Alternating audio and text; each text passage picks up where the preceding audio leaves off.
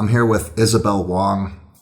Isabelle was our previous orchestra student leadership president, and amongst other clubs and organizations as well. Speech and debate, YAF, like a bunch of other things. And so what I'd like to do is kind of get Isabelle's thoughts on a student leadership program, maybe why you should have a student leadership program, how to set it up, and all that kind of stuff. So we'll just get right into it. So why should an orchestra program have some sort of a student leadership program? A lot of organizations here at the school specifically, we've needed student leaders to step up in programs.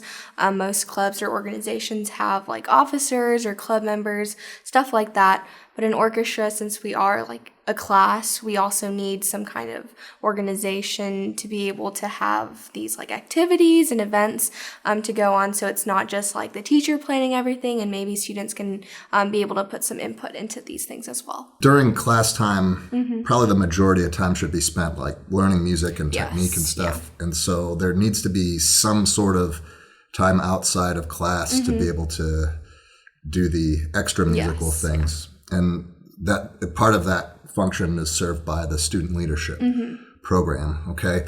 Well, there's probably some people watching this that's like, geez, I got to do concerts. I got to do this. I got to do that. That's just like one more thing on my plate.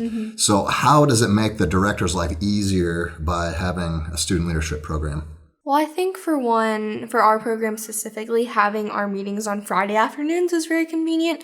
Most clubs have theirs on like Mondays or Tuesdays, Wednesdays, stuff like that. I don't recall any other organization having something Friday after school. So us being able to set that time aside, I think was pretty useful.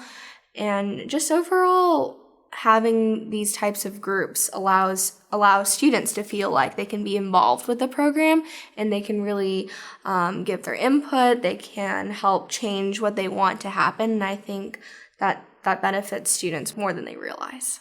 What are some things that directors can delegate to their leadership organization?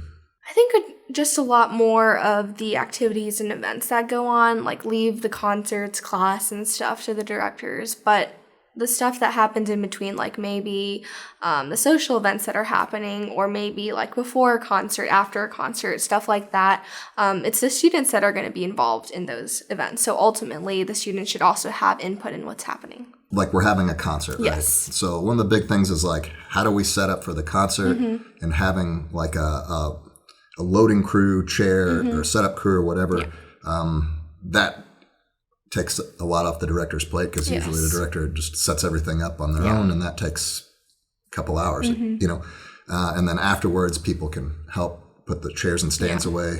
Can the director like delegate some of the social media and just general communication out? And then I guess you can't let everybody have like the keys to that car. So I guess so how should a director approach, like, I'm going to try to delegate some of the communications to my club.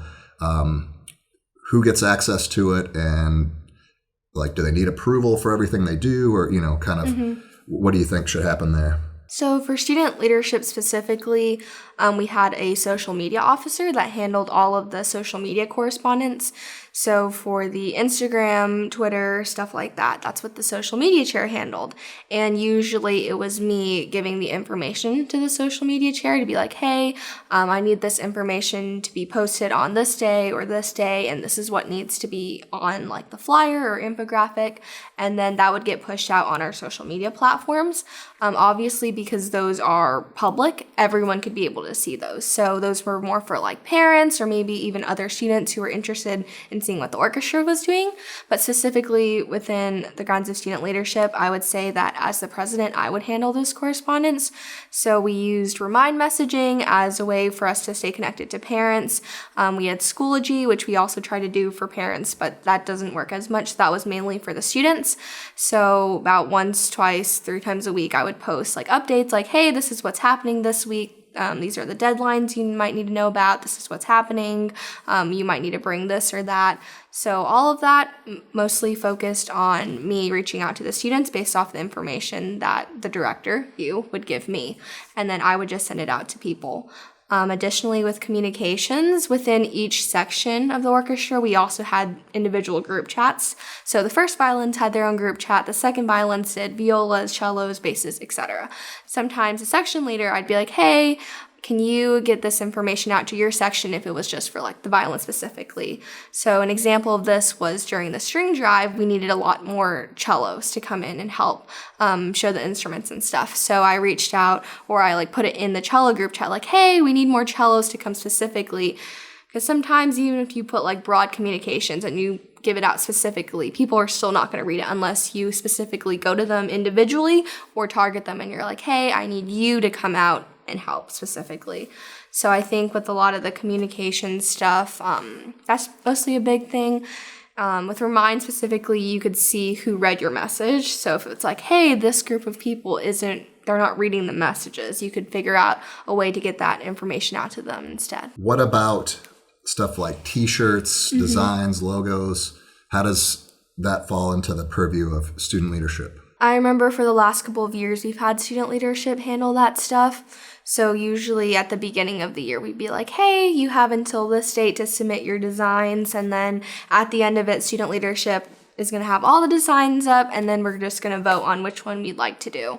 So typically, I think across the board for the school, that's how most clubs do their T-shirts, is they have their own members send in suggestions, and then student leadership would look at them, and then we would work with whatever T-shirt company we were using to see which T-shirt we could create that was the most affordable and also had the best vision for our T-shirts. Okay, so I'm just trying to do the math in my head here. Yes. Friday afternoons, usually the meetings take about 30 minutes. Yeah. So you're thinking 30 minutes a week of your time, because you got to, Yes. as a director, you got to be there and run the meetings and stuff.